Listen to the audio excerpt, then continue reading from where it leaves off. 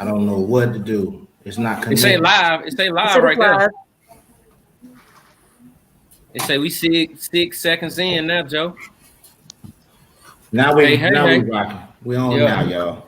Okay, that's right. They can see. Yeah, we good.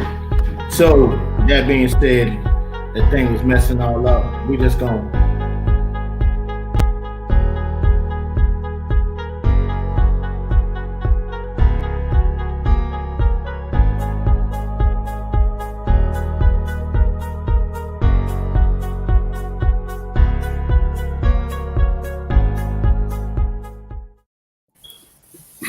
Bingo.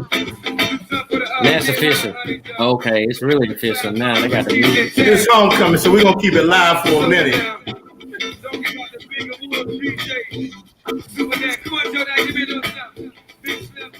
We want to welcome everybody to Front Porch Discussions. We got some very special people with us today. We got a whole lot of that NCCU love popping off. A lot of Eagle pride, a lot of Eagle funk. One little Bennett Bell sitting over there. What these bells do? Y'all do like this right here? Okay. But before we get started, y'all, I just want to make sure that I shout out Big C's Waffles. They're the business spotlight for this week. We support Black businesses here at Front Porch Discussions. And so make sure that you go over to Big C's Waffles this Friday and Saturday. They're going to donate 10% of their revenue from this weekend to the next Black business with this campaign that we have, the Pay It Forward campaign. Big C's Waffles is located at 2110 Allentown Drive here in Durham. They're open Tuesday through Saturday, 11 a.m. to 8 p.m. and on Sundays, 11 to 4. Their website is www.bigcwaffles.com. Their IG is at Big C Waffles. Facebook is Big C's Waffles, and the phone number is 919-797-7576. How's everybody doing? How y'all feeling? Good. Great. Happy to be back on the indoor. Glad to hear that. Right. Well, right now we have some alumni from North Carolina Central University. Maybe another chair. They either graduated undergrad and or grad school. We got some background noise. If somebody could mute themselves, please. Brian McCorker just popped on. Mr. McCorker, would you like to introduce yourself, sir? He's gonna wave. We also have Mr. Ernie Suggs with us. What's up? We have good to be here. Ms. Yashika Jones, Miss Angela Kessler, Miss Sabrina Seymour, and the good doctor, Stevie Lawrence. We're gonna get into this session about HBCUs. More specifically, North Carolina Central University. And the first question I have for everybody basically is, what made you choose an HBCU? We'll start with Miss Seymour.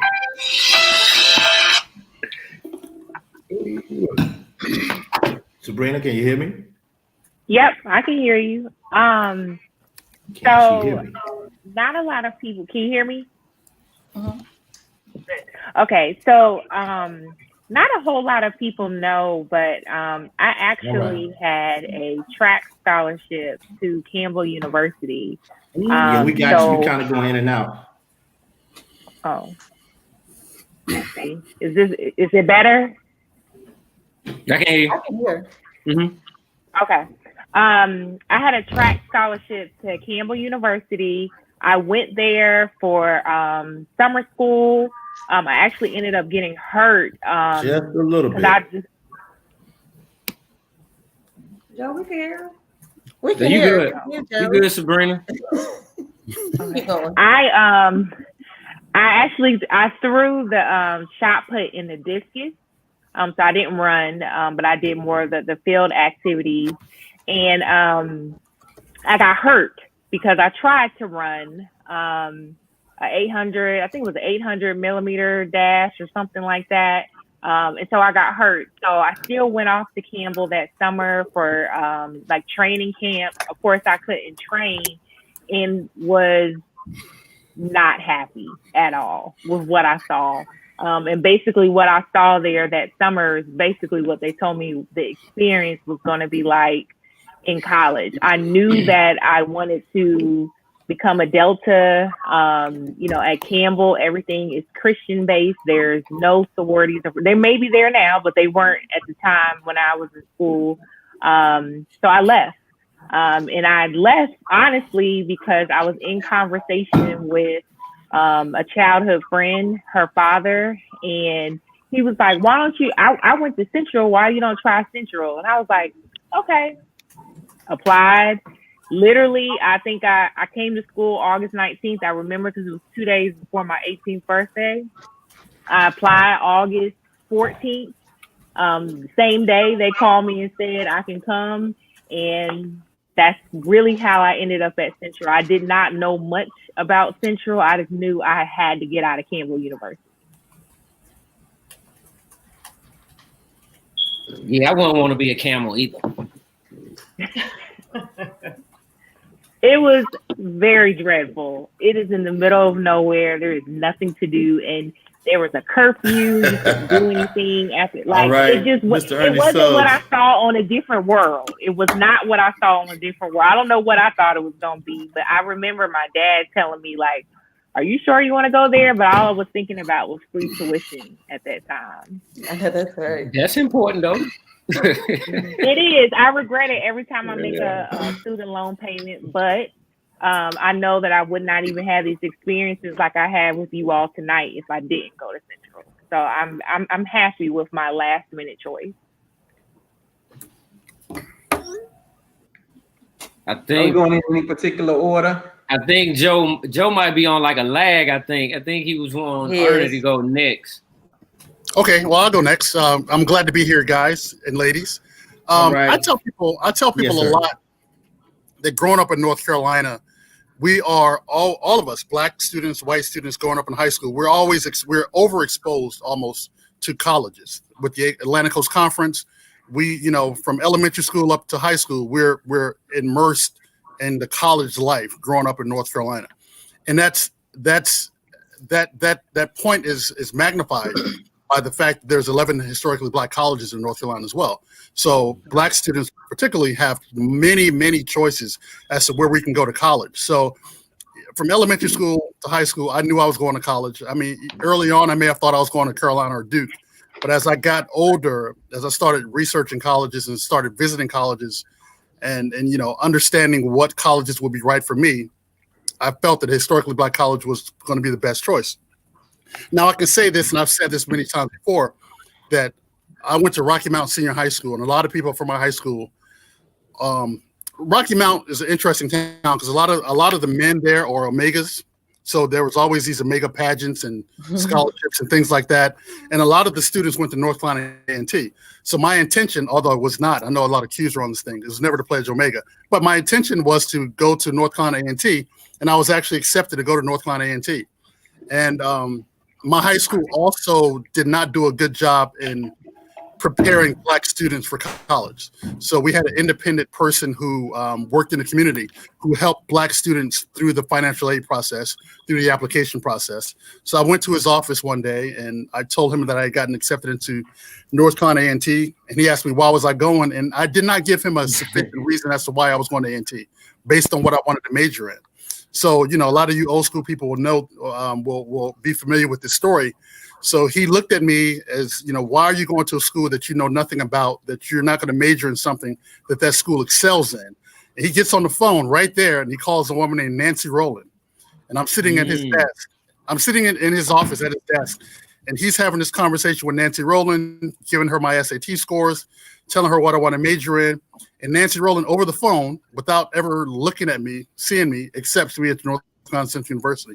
And me, having not, I knew about colleges, but I never went to, I was the only person in my family to ever go to college.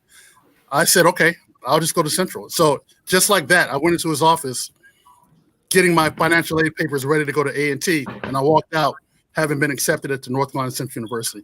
And August 18th, 1985, was literally, that was early orientation. That was literally the first day I had ever set foot on North Carolina Central University's campus. And it was, I don't regret it one bit.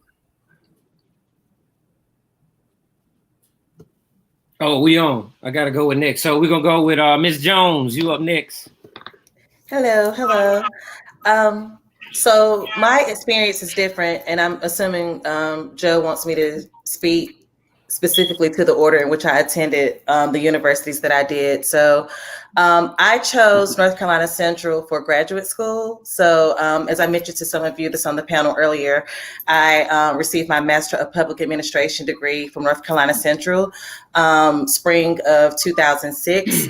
Prior to that, I attended NC State. So I just want to go ahead and put this out here. One of the panelists is my first cousin.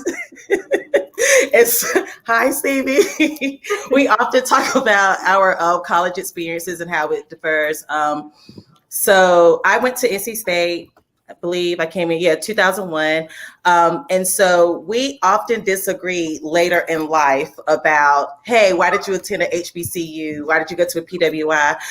There are some people I know that did not have pleasant experiences at PWIs, but I actually had a great experience. I see some of my line sisters have dialed in now, so thank you guys for supporting me on this podcast today. But if it wasn't for me attending State, I wouldn't have had the opportunity to create some of the lifelong friends that I have managed to foster bonds with. But initially I attended State because I was supposed to have been in the computer engineer program, which is a whole different story. And I changed my major. That's a complicated conversation with my parents, but that was initially why I started at State. And then I switched my curriculum maybe a year in. And then once I graduated from NC State, I attended North Carolina Central University, had some conversations with my first cousin, Dr. Stevie Lawrence, about one of the programs that I was interested in. And he actually happened to be actively enrolled in the same program, as well as one of my line sisters, Faith Leach. She was also enrolled in the Master of Public Administration program. Heard really great news about it. It's actually in the top tier for one of the best public administration programs. And so that is why I navigated to North Carolina Central University following my collegiate career. Wonderful. Okay, so our next up is going to be Brian McCorkle. There's a lot of people on here, Joe. Brian McCorkle. I can't hear you.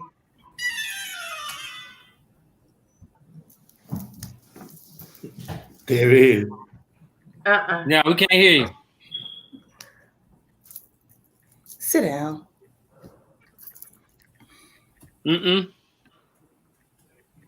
Oh, he said come back. He said come back to him. Okay. Man, I wish I had like a nice story like that. You got Miss Angela Kessler back. Angela back?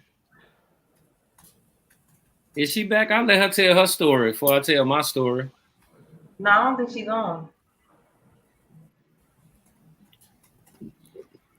You know what made me want to come to Central? I went on a college tour, and it was to the Triangle. Yeah, there she is. Okay, there she go. She back. You want to tell your story? Sure. Actually, I can connect with you. I also went on a college tour. So I'm a Brooklyn girl, and we don't have any HBCUs in New York. And I have Southern roots. My mother's side from North Carolina, my daddy's side from South Carolina, and I have a big old family, so there's lots of us in all kinds of places. But most of my family goes to school in South Carolina. Long and short, going on this college tour, and we visited Howard and Hampton and St. Aug's and Virginia State, Virginia. We went to, over the course of a week, we went to at least 10 schools. When I got off the bus at NCCU, I knew I was home. That was it. The tour guide was Luann Edmonds. She met us. We debarked at the law school.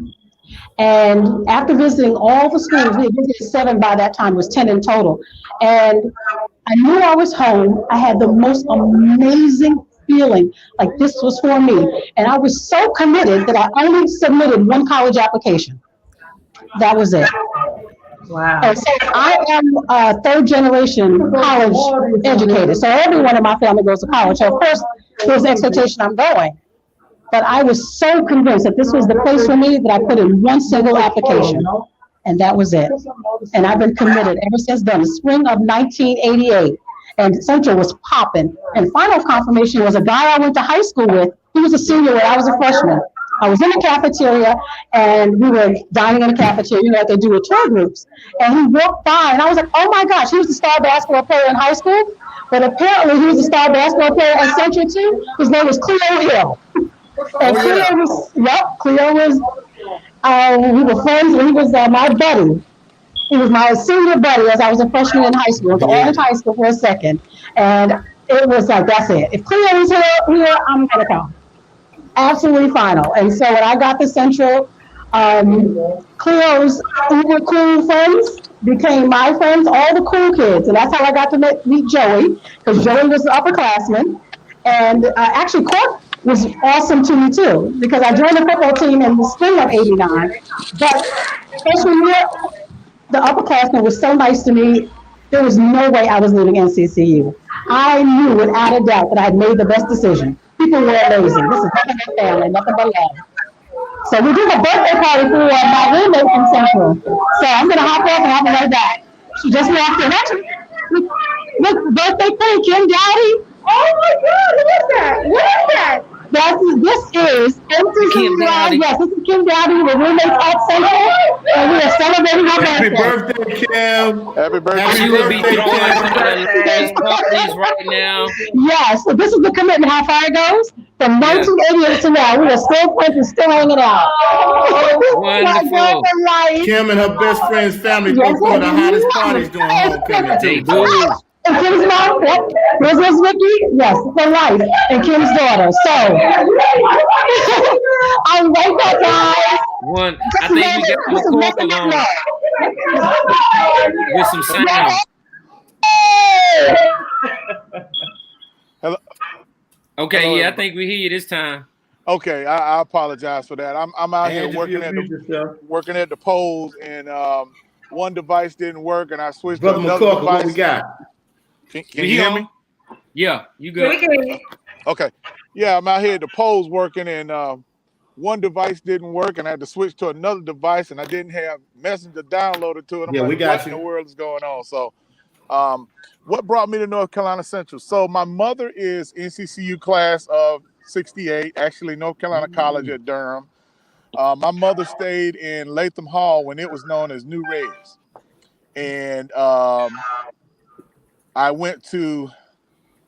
came to homecoming my junior year, and my mind was made up then. My mom told me, and I'll never forget these words. She said, you can go to school wherever you want to go, except A&T. And those are her exact words. Hey, it run deep with me, bro. And I applied in North Carolina Central was the only school that I applied to. And then as far as football goes, I was never a football star or anything like that. But I called Coach Lattimore, and he said, well, hey, man, come on up. We got one more scholarship left. And at least that's what he said. And he split it between me and this guy named Clarence Ford. And the rest is history. So there I was. I guess that's all of the Central people out of the way. Now we can go to all the rest of the schools, I guess. A&T, Bennett. Really? To see why you chose your institutions. So I'm gonna go with the good doctor first, and I'm gonna come back with the co-host and let you tell your stories. Well, good evening, everyone. Get ready. I actually did attend North Carolina Central University. Okay, my fault. But it was for graduate school. I attended the world's largest historically Black college, which is North Carolina A&T State University for undergrad. Initially, I was not supposed to go to North Carolina A&T, believe it or not. Look at Jen's face. She's like, really? So yeah, I was not supposed to go to A&T in the beginning. Originally, I was supposed to go to Tuskegee or Morehouse, and I got accepted to both, and I narrowed it down to Morehouse. But my parents told me if I went to Morehouse, I could not get a car because the tuition was so high. So That's when I changed my mind and completed an application to North Carolina A&T State University. And it was the best decision that I could have ever made in my entire life. I had no idea what I really was becoming a part of, because I knew a couple of people that had gone to A&T, but not in my family. I'm not a first generation college student because my dad actually went to Shaw University. My grandmother went to Elizabeth City. So college was always, we knew we were going. But I did not know anyone who went to North Carolina A&T. So my experience was wonderful, and I'll just leave it at that, because I know we got all these Central people on there. But I did end up going to North Carolina Central because I wanted to get a master's in public administration, and I wanted to either go to Howard or Central. And so thus I was confronted again with the issue of the expense. So I chose North Carolina Central, and it was a really, really, really great experience. I will credit most of my professional experience and success to North Carolina Central. A&T, it all started there. So if it was not for A&T, I would not have been able to go to Central. And then finally, I ultimately finished my education, earning my doctorate from Jackson State. So I am all HBCU. My Bennett Bell is next. Last but not least. Hello. Well, I actually was born and raised in New York and really didn't have any experience with any HBCUs or colleges or anything like that. My dad is from Wilmington, North Carolina. So when I got to apply to colleges, I went to Performing Arts High School in New York, and I got in the NYU dance program, and I got into Alvin Ailey. So I was going to NYU for dance. And my dad was like, no, you're going to fill this application out for Bennett. And I was like, what? So I went kicking and fighting. I didn't want to go. I didn't want to experience it. Just the thought of being around a bunch of women for 4 years just sent me over the edge. But I will tell you, it was the best experience I had. It molded me into the woman I am today. I met Jocelyn, who was one of my best friends. Therefore, Joey's my big brother, and I got my extended cousins over here. So definitely the HBCU experience was definitely, I tell anybody, if you go to HBCU. That's my back on. Yeah. Yep. So I think it was Angie who kind of talked about the energy that you feel at a HBCU. So I want to ask my PWI counterparts on the line, like, did you experience the same type of energy being at a HBCU as you did at a PW1? So I'm assuming you're talking to me, right? I'm the only one. Yeah. Sabrina was there for a second. Oh yeah. You know what, Sabrina? August 21st.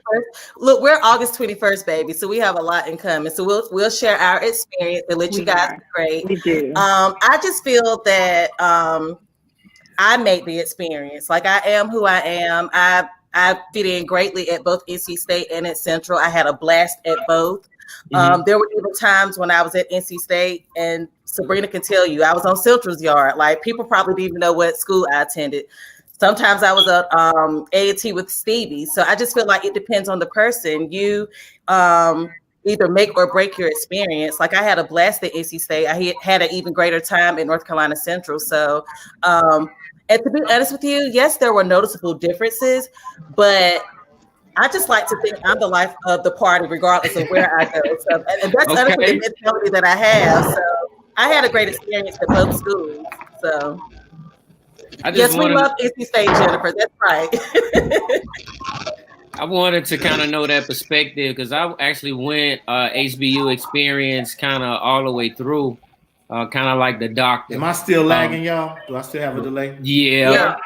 We do. All right. But yeah, if you lead, then you won't be like a lag. Oh. I was trying to get him out. Yeah, Joe. Shots fired. Shots fired. I'm trying to get him out there like, Joe. Nah. But yeah, I didn't have that experience, so I wondered if it was a difference kind of between the two. And I know it's different being out in the work environment than kind of being in the collegiate environment. So I wanted to kind of know what that experience was like. So I want to make one more comment because my line sister is being. She said not the same. Well, yeah, she hit it. She hit the nail on the head. It's not the same energy, but I can say that the people that I met and had the opportunity to bond with at NC State, I had similar friendships at Central. I can definitely say the homecomings, they are not the same. I mean, that's the obvious. Again, I had fun at both. I've attended both a Central and State and Ante homecoming on the same day. So I, for one, can compare the three. And I had fun at all three. So it's definitely not the same experience or the same energy, but it's all, again, it's all in your personality and the people that you network with. I had a blast at both. Wonderful. And I was trying to see if Joe had something he wanted to put out there. But in terms of homecoming, I think that is a big draw with HBCUs. I think sometimes it kind of overshadows all of the other things that happen at HBCU because the homecoming experience is promoted so much. And I sometimes wish that the same fervor that we put into homecoming in terms of supporting the social aspects of it all, we could also put into other aspects of the HBCU. Because unlike A&T that has a lot of support when it comes to that school, a lot of HBCUs don't share that. And I want to know if the doctor can kind of speak to, why that may be in terms of alumni support to the HBCUs. Well, it's several factors that contribute to that. One is the ultimate professional or monetary earnings of alumni. So you take a school like A&T, and then I ain't even gonna use Central. Take Johnson C. Smith. Both great institutions, right? But in essence, alums, for one, you're gonna have more alums from A&T, and then for two, the alums from A&T are probably gonna end up earning more money because simply of the caliber of degrees that are earned from A&T, which are largely in part related to the physical sciences or STEM fields such as engineering, business, accounting. And so those particular fields generate more income. And so those alums are ultimately in a better place to contribute financially back to the institution. But, research also shows, because my dissertation was actually so from a research perspective, the student experience also plays a large role in it as well. So from the beginning of the experience for a student, if you don't set the tone at that particular moment, then students begin to become not angry with the institution, but kind of ready for the experience to be over, and they're not as connected to the institution in a way by which they will contribute. Secondly, the advancement of fundraising infrastructures of HBCUs are not as advanced as those at PWIs, meaning you might have a 1, 2, maybe a 3 staffed advancement of fundraising office, which would be the VP, an associate VP, and maybe a director. Whereas like at A&T, you probably have like a 10 staff person division of advancement. At PWIs, you're talking about 20 or 30 people working on advancement. So they get to approach fundraising in a different perspective than just one perspective from affinity groups, so fraternity and sorority fundraising, class fundraising activities, major affiliated activities, different schools and colleges that people were a part of. So there's a lot of different ways to approach fundraising. And so HBCUs don't necessarily have the advanced structures in place to really galvanize support from a financial standpoint. Okay, I'm sorry. I broke it in on a serious note. Okay, which is a good important point because HBCUs need that funding. But I got to bring it back to homecoming. So Joe want me to throw in like best homecoming experience at whatever institution you may have resided in, but make it HBCU. Say that again. What is your best homecoming experience? Because Joe want me to bring it back to homecoming. And anybody can kind of chime in on this. Well, I'm gonna just be quiet. I'm gonna let. Okay, I'm yeah. gonna let y'all talk. Well, I'm not gonna be quiet. I'm not gonna be quiet on it. Okay. I think that homecoming, like somebody said, just like your and y'all please forgive me for moving around so much. Like I said, we had the polls out here, and we shutting it down. I'm trying to get home, but be safe out homecoming here. Homecoming is what you make it. You know, I'll give A&T props. You know, they like to use the moniker the greatest homecoming on earth. And what I say, well, it's the greatest homecoming on earth to you. You know, I've been to their homecoming, and it's just too much. I don't want on. And you know, I hope that our homecoming does not become that, because our homecoming is ours. A&T's homecoming, they get a lot of support from the city of Greensboro, and it is an event, and all props to them for that. I can dig it. Hey, if you like it, if you love it, I'm tickled pink. But that's not what I want my homecoming to be. I want my homecoming to be, you know, big enough. You know, I remember at one point in time, and y'all remember, where all the Greeks could do their steps in the bowl and sing their hymns and all that. We can't even do that now. And I know I'm sounding old now, but it's like we're literally getting pushed off campus. And that is, you know, I really don't like that. But, you know, my greatest experience, my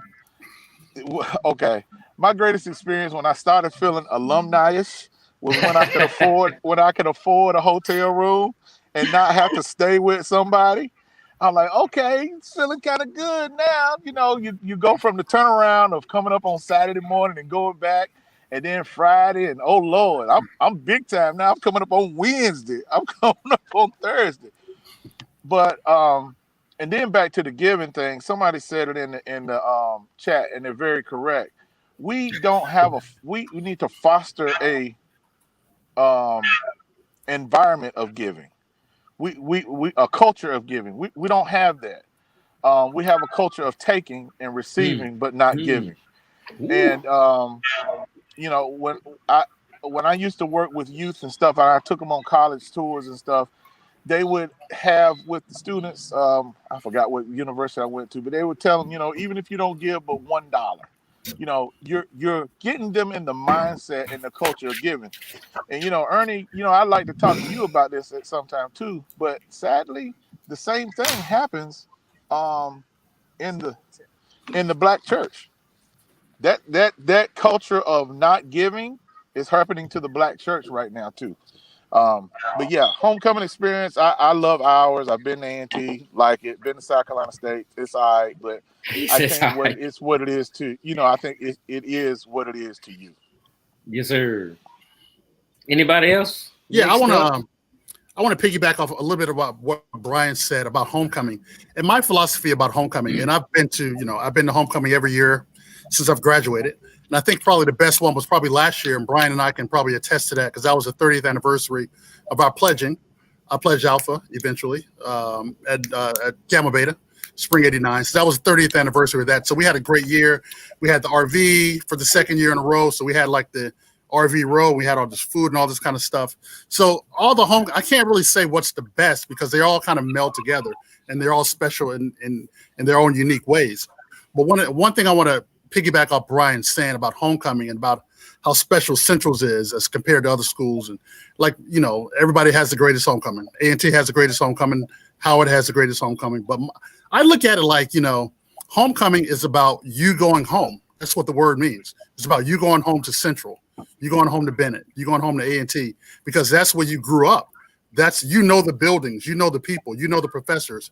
So I've never, you know, I live here in Atlanta. I've never been to Morehouse or Spelman's homecoming in 25 years since I've been here because while I may be this huge party, it doesn't mean anything to me because I don't have those experiences of spending 4 years on the campus. So homecoming, like Brian said, as a Greek, I look at photographs of, us in 1995 or 2000, and we have the whole yard, the bowl to ourselves, and we're stepping and singing and doing all that kind of stuff. And, for the right reasons, the university has decided to give the bowl to the whole university, which is probably the best thing to do long term. So things are different, but, homecoming is growing. It's definitely different than it was even 5 years ago. But, I love every minute of it, and I hate that I'm not there right now, literally setting up the argument. Absolutely. If I may, my favorite homecomings were when the cabaret got started. You remember? So here's a little history of our cabaret, for those who may not know. I felt like the cabaret had a precursor at the Scott's Book Party. My freshman year, there was this Who's Who event. And everybody got dressed up. That's where we came out, that's right, and we all were grown. And unfortunately, we lost one of we were grown. We all went shopping and got our hair done and heels, and it wasn't for one of the formal balls. This was something that we decided to do. So fast forward, and we lost that. And I know that spirit of the cabaret started with acknowledging or supporting COBBY's members, a fellow Eagle and a dear friend that we lost. But the cabaret set the tone for us as alumni, what we can do, Yes. and to celebrate how beautiful we are. Because Central women and men have always been fantastic, handsome, beautiful, just amazing. So that cabaret, the very first cabaret, and actually the first few cabarets, when it was the thing to find your outfit months in advance. What are you going to wear? When are you going to arrive to your place? So we can get our own hotel room in advance. We're going to come down and be there in enough time to be ready for the cabaret, because that set the tone. And it defined our homecoming for many, many years. It was what we did. And so that cabaret, that camaraderie, and to your point, also, Ernie, coming home to be beautiful with my family, that was defining. I knew I grew up with Central. I knew that everything and every moment wasn't perfect, but there was more good than not good. And if I hadn't been to Central, I don't know who I'd be. So that homecoming, I can just walk on campus. I get excited when I drive down 95 and I see the North Carolina sign. I do this little dance. I start clapping my hands, and I made up the song, the Bojangles tune. And I start clapping my hands, tapping my feet, point to the sign, get off at the first exit, drive around, and then get back on the road. Because sometimes if I was really busy in DC or coming out of New York, I'd have to change my clothes for the cabaret at that first rest stop. So I can walk in and be dressed. So I do this ritual. Don't judge me. I do the ritual, and then I head on down to Durham. And then when we get outside of Durham, it says Durham County is like a little sign of the 8 miles. I do another dance, and I sing my Bojangles song again, because down south, Bojangles iced tea comes with the actual meal, because up north, they don't put the iced tea in the meal. So then I want to do that. I want to go up a Highway 54, get my Bojangles box, and just walk around. That's it. Sweet tea don't come with the meal. And I kid you, this is my life. Like, I'm so happy to do a bunch of nothing. I'll sit on the yard, I'll walk the yard. I just want to be in Durham and be in the space that helped me be the woman that I am.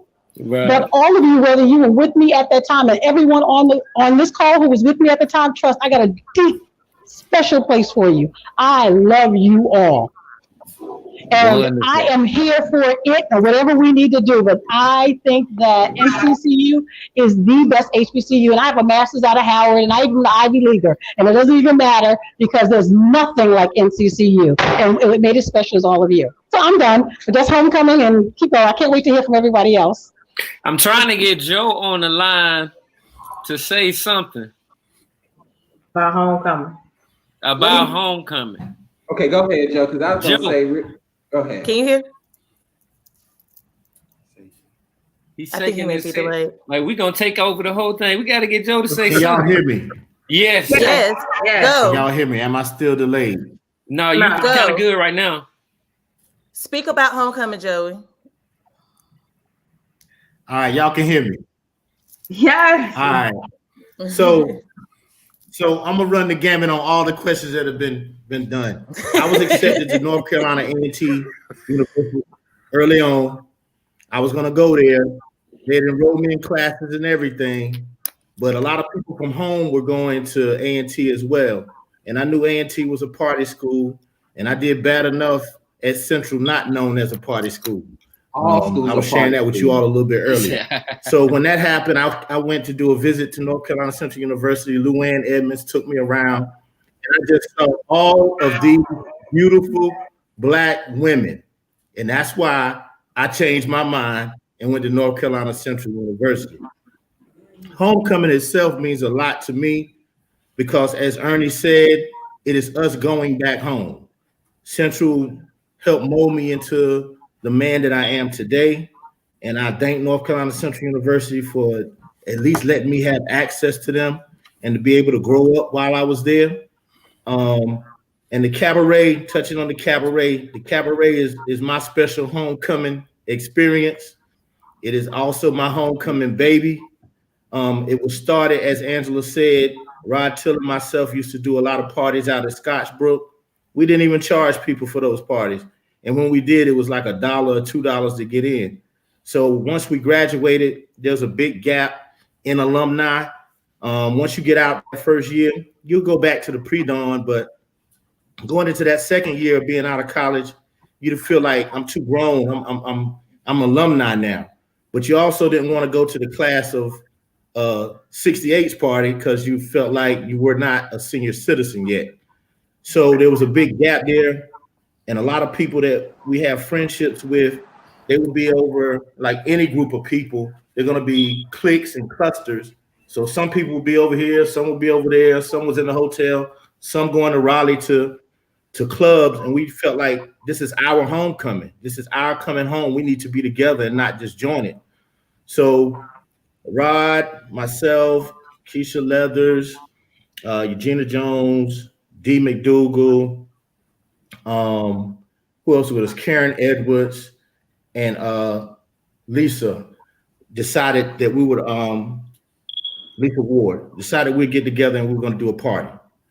And so it was kind of based off of what we had been doing at Scottsbrook. We wanted people to kind of dress up because it was special to us. Plus, getting nice like that would eliminate some of the violence and things that might happen at parties. And we started it. We went to the Hayti Heritage Center back in '92, and then we had like a 23-year run, which was real good. Past couple of years, we haven't had it. Kim, Saquon, and Kenny eventually joined us, best friends. In between that, Alan Lee joined our crew, the YE crew. And we did, like I said, we did the cabaret for a number of years. I know a lot of people wanted to come back. I would like to bring it back. And I think it's just something special for us. I know some people were getting kind of funny with the cabaret because they felt like by the time you get to 23 years, you got people that have kids now. And then their kids are matriculated through high school and now in college and are old enough to go to the cabaret. So a lot of people felt like they didn't want to party with their kids or their cousin's daughter or whatever. So it was starting to get kind of crazy for a moment, but I think I've got a solution for that so that the cabaret can still stay alive and it can satisfy two different age sectors of ages. But homecoming is very special to me. I think there's nothing like North Carolina Central University's homecoming. No disrespect to Howard or A&T or Tuskegee or any of those people that claim to be the kings of homecoming. But when you come to Central, it has a true family feeling, just like a family reunion. You're coming back together. And I'm like McCorkle, it has gotten larger, but I think even within it expanding, it still has a family feel.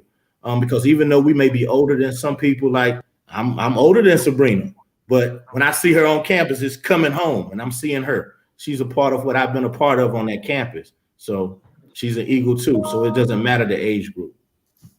I hope y'all heard that. I hope it wasn't delayed. I heard you, and we're glad to have you aboard, Joey. I would like to add on to what you just said, if I may. Was someone else going to go next? Oh, you good? Go ahead. Okay. Yeah, you so good. Joey is also a part of our family, mine and Stevie. And so Central Homecoming for our family is a production. We have even adopted some of Joey's college friends. So Angie and Rod, I treat them like they're my cousins, brother or sister.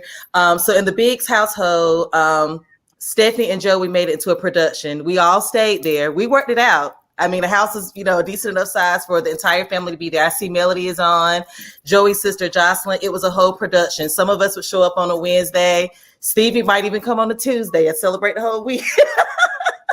But we did everything as a family. Things as simple as having dinner, meeting up for dinner, making sure that we're on the yard at the same time, having family breakfast. I wasn't able to attend all of those things, but we celebrated Central's homecoming as a family. And so I really do not have a specific one that I enjoyed the most, but whenever we're all together, we just know that we're in it, as a group. So we would go to the yard together. If Joey was going to a tailgate, the entire family went to the tailgate, or we would go to Stephanie's tailgate with her line sister. So that was very special for me, being able to be a part of something that you guys have celebrated for years, even though I just came into the game a little later. So thank you guys for embracing me and welcoming me. But on that same note, I'm not done with my homecoming update. Jennifer, I got to do this one for you. So yes, I went to NC State and then I went to grad school at Central. But as I mentioned earlier, we did homecoming tours. And I don't want you guys to forget that. There would be times that I could hit up 4 homecomings in one day. And that was simply because I had friends that went to those schools. So I wanted to be able to celebrate with them. Stevie, he knows this is so. I have driven from Greensboro, hung out on the yard with Joey and Stephanie and Jocelyn for a few hours, gone to a day party with one of them, go to NC State, greet some of my sorors, go to a day party there, come back to Central for another party. It's almost 1 o'clock in the morning. We're going back down the highway trying to get to A&T for another party. It's just fun. What did Cedra say? I too participate in the NCCU shenanigans. She's hilarious. But we have homecoming tours. I just like to embrace and love on everyone. It's, that's just my experience with homecoming. And I guess I'll let Stevie go because he looks like he's itching to say something. I got something to say about Stevie. We're not going to take away his G-Ho from him. We know he loves G-Ho, and this segment is about North Carolina Central University and HBCUs, so we can talk about A&T and we can talk about Benton and Tuskegee and all those other schools. Stevie is the go hard, no breaks, G-Ho king, and I'm going to tell you that. Now, he and I share something in common about homecomings. Me for North Carolina Central and his for his G-Ho. When homecoming is over, y'all, I'm damn near in tears. I'm in tears tonight. And Stevie and I talk a lot because I get depressed. When Saturday night hits about 1 o'clock, I start shutting down and I'm like, all my friends get ready to go back home.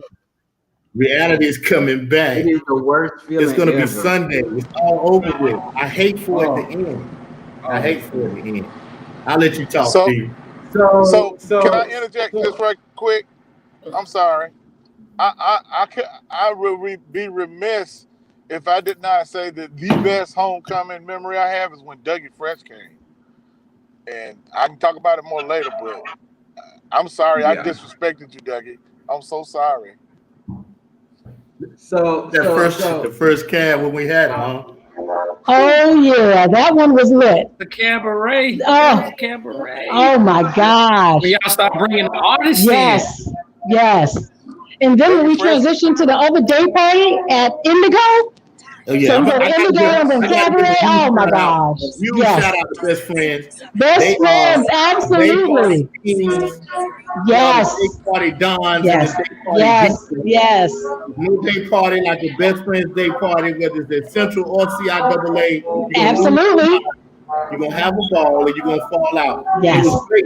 When they decided, we decided to combine. Yes. Years later, they started doing a party on Saturday nights to our Friday night, and then we came together and did that cabaret. And it was very it was amazing. So yes. And quiet as it's kept.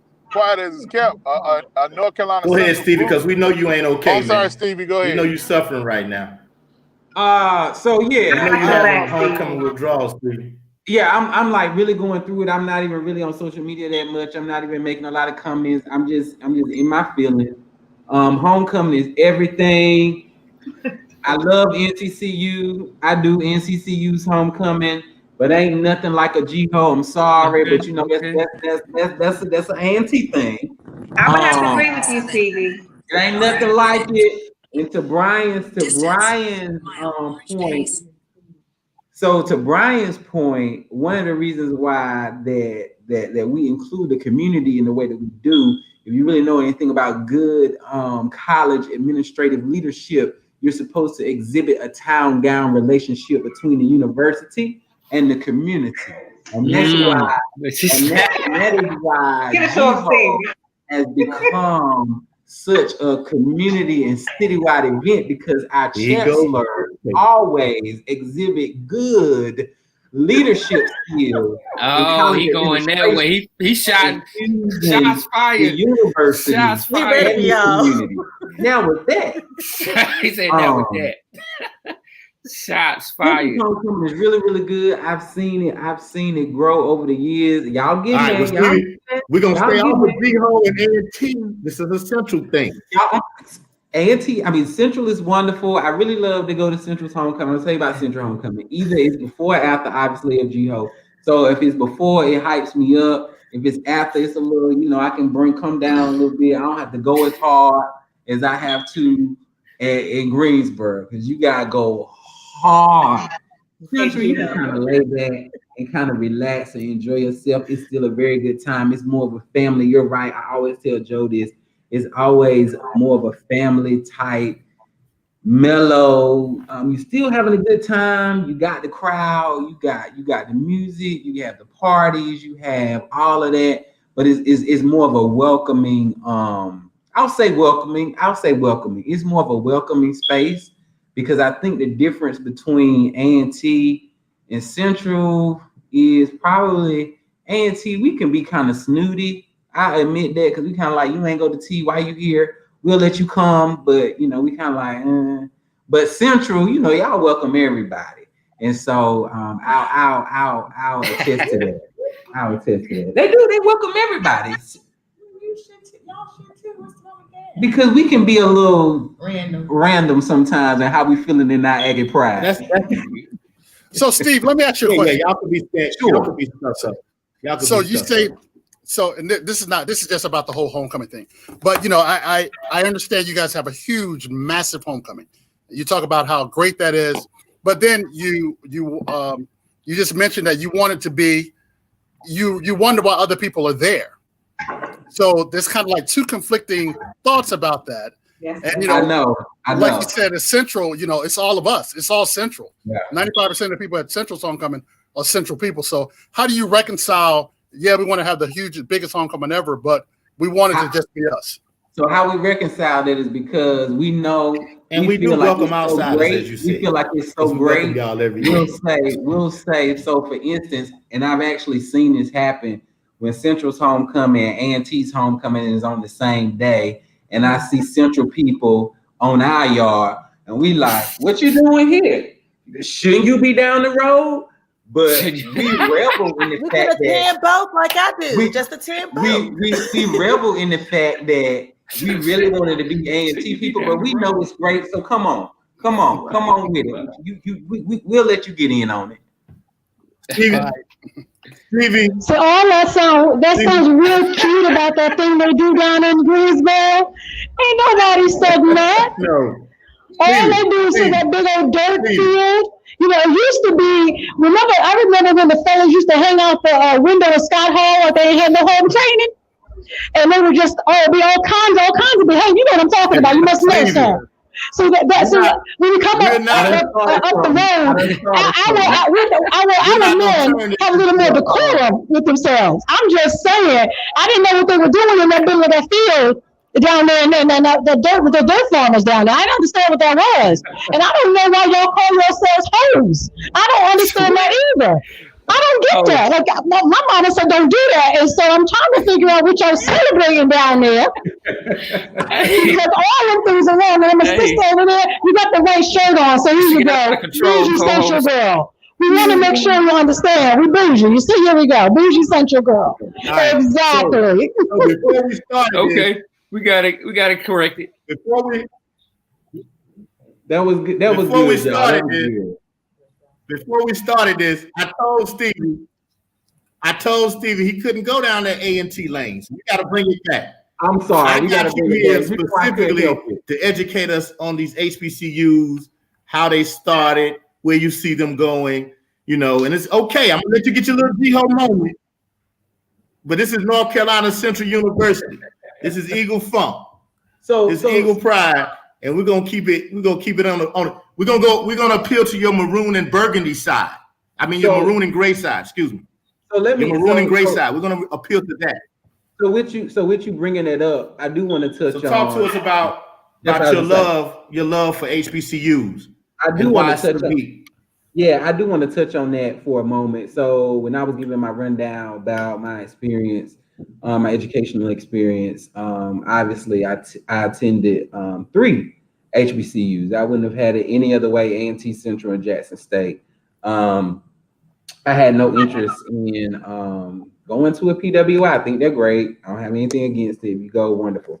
But for me, it was nothing more beautiful than to go to school with my people every day, to be taught by my people every day, to see the administrators, the chancellor, vice chancellor, vice presidents, all looking like me.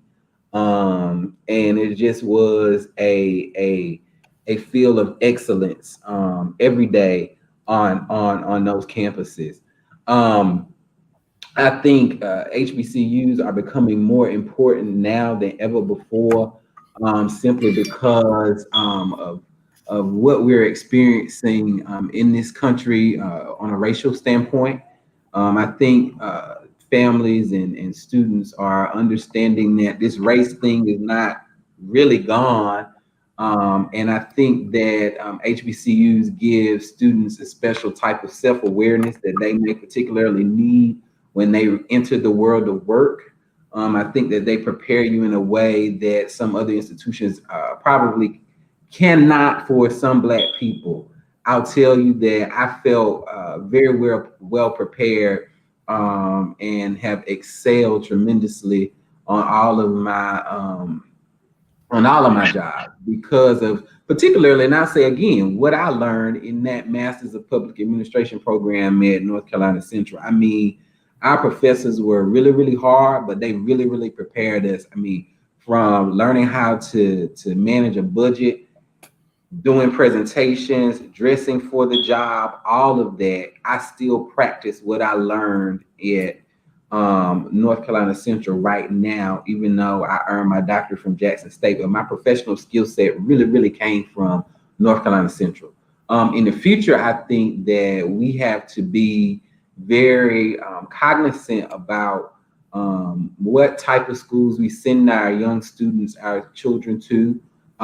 They won't all obviously go to HBCUs, but we really, really need to ensure that we are remaining connected to those institutions and putting those institutions in front of our children, nieces, and nephews, because they can't survive without us. So those of us that went to Morehouse, A&T, Central, Lemoyne, whatever institution it is that you went to, we have to remain committed and almost like drive it in our kids' head that, hey, you need to go here for at least 1 degree. If it's not undergrad, go to grad school there. Like, drive that home with them as your children get older.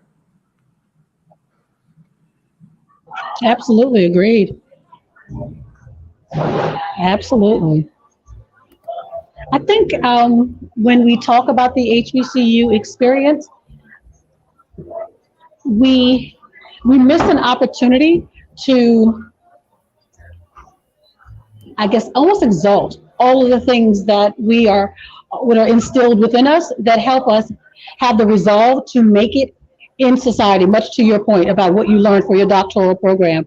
So it was actually reinforced at Central. I remember Dr. Jones, she's since passed on. Freshman year, I didn't do some assignment, and I was having such an amazing time, and I came to class late. She gave me special permission. I was a freshman and upperclassman with upperclassmen, and the assignments hadn't been done. So I walked in class late, and she said, "Angie Kessler, I'm calling your mother. You're trifling." And I was like, "Oh, Dr. Jones." Because she said it in front of the class. I said, in front of the class? She said, you did it in front of the class. I'm calling your mother. Oh, wait. I said, what, you want your assignment? Hold on. What, you just want your work? You want me to do that? Shots fired. It's okay. Let me give you your work. After that, she held me accountable until she passed on.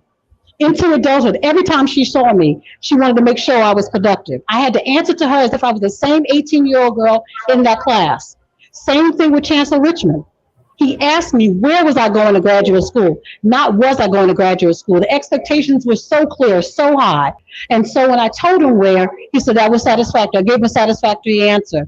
But he also said, keep in mind that your undergrad is where your heart is. Grad school is business. So there were so many people along the way. There was Sylvia Jacobs, who believed in me and supported me and made sure that I was par excellence and all that I could possibly do. We're not even going to go into, or I could, of course, go into just the entire pledge experience, because I'm a very proud member of Delta Sigma Theta Sorority Incorporated through Alpha Lambda. I have the utmost respect for those women. Oh, there you go. You're so gorgeous. Oh, again, also. Hello, sorors. I'm not Alpha Lambda, but I'm your soror. That's right. Love is love. Absolutely, my sister. What we were told to be, they spoke life into us. So I didn't need validation from anyone else. They told me from 1988 to 1992 who I was. And I believe them, and I carry it to this day. And so when other people attempt to tell me I'm not, it just doesn't have the same impact. Because I know who I am. So it didn't matter. Even when I didn't do it right. That's what we got out of those schools. Yeah. Well, now. Heavy. It was heavy. Excellent. I'm going to jump in. Okay, go ahead. I'm going to jump in 1 second and take it somewhere else. Well, my love for North Carolina Central University took me back to them several times. I went undergrad. I went back to get my teacher certification. First I went back and got my master's. Then I went and got my teacher certification when I left corporate America. And then I went back and got my administrative license through North Carolina Central University. It's the only university I've ever attended. It's the only higher ed place I've ever been. Now, when we talk about them seeking and us seeking Black excellence, I'm gonna get a little personal with this one. I think our HBCUs need to do a little bit better at recruiting students. I think we need to start, and I've been lax in my giving back. I will say that. I think we need to start giving back more because I had a situation where my son himself wanted to attend an HBCU. Great dude. Son's never been in trouble. He's never given us any problems. He went to early college at North Carolina Central University. So he didn't want to go there because he felt like he'd already done 4 years at Central by being at the early college. He, and his dad went there, so he's always at homecoming. He wanted to go to Morehouse or Howard. Howard was his first choice. Dude graduated, SAT scores phenomenal. And this was from 7th grade. ACT scores phenomenal. 4.8 GPA, but they wouldn't give him the money. They would not give him the money. So University of North Carolina, Chapel Hill came calling. And so now he's at a PWI. It's not where he wanted to be, but it's affording him a chance to get an education for free. And they're giving him a whole lot of other things. So we got to start supporting our schools a little bit more so they can do a little bit more. I think also these local governments and state governments need to start giving us more.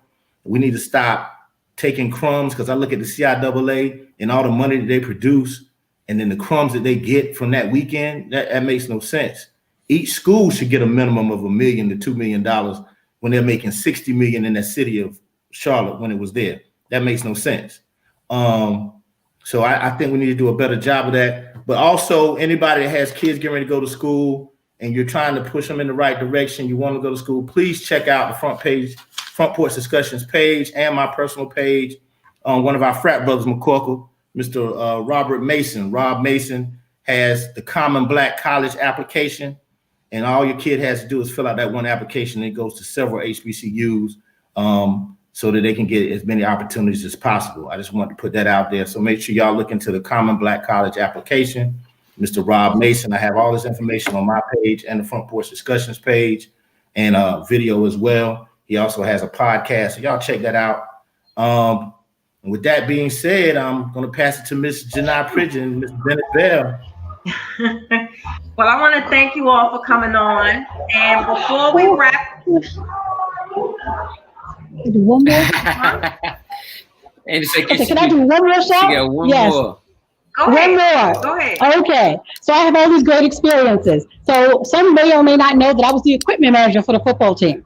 I was the very first female equipment manager in the CIAA. Coach Henry Lattimore gave me the job. I actually lettered in football, and I got a football scholarship. That degree is because of Coach Lattimore. My bill was the first bill paid every year because I handled all the equipment. So being the only female that could have gone in so many different directions. But those men on that football team made sure that I was protected and I was safe, and I had a reputation of the highest integrity. And again, it's a testament to what Black men will do. Great leadership from Coach Lattimore, but also to who the men were. Brian McCorkle, he's one. It matters so much to what is done or has been done at HBCUs. So I have to shout out NCCU football because that's unlike anything else. That's one more before we go. Like all the people that have loved on me, I can just go on and on. I just want to share that too because my experience was extraordinary.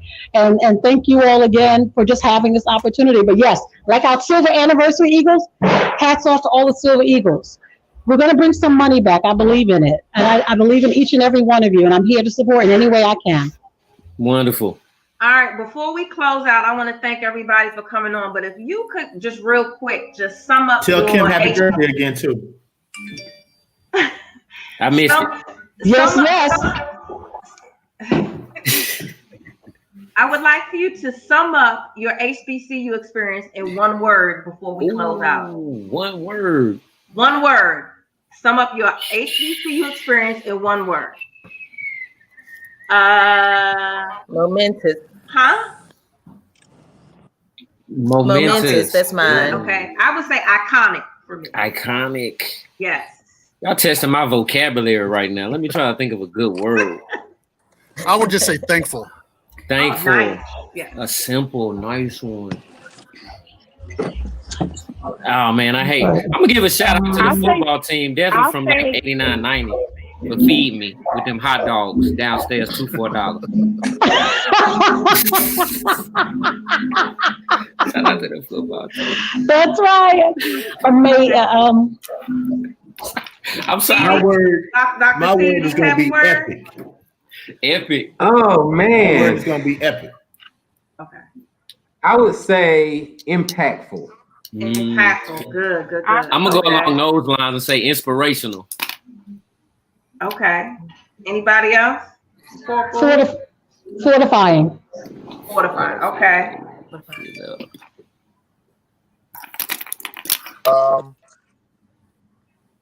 I will say memorable. Okay. Good. McCorkle, you got one for us?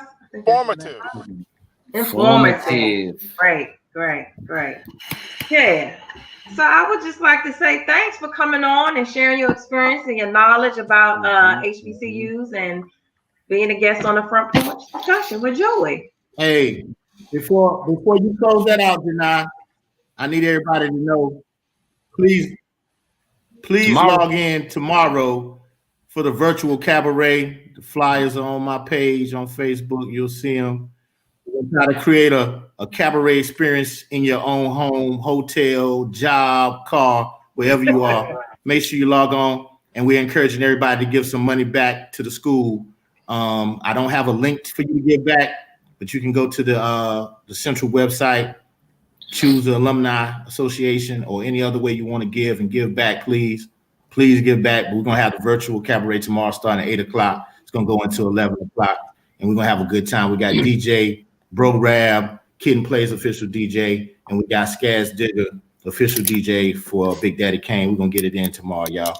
Pop your drinks, get your food, get your friends, be safe, wear your mask, whatever you got to do, and let's get it in.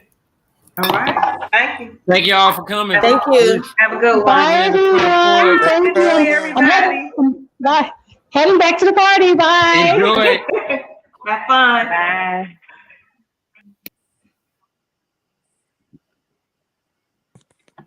All right. Eagle Funk, y'all. Have a good one. Love all y'all. Love you too, brother. Thank you, man.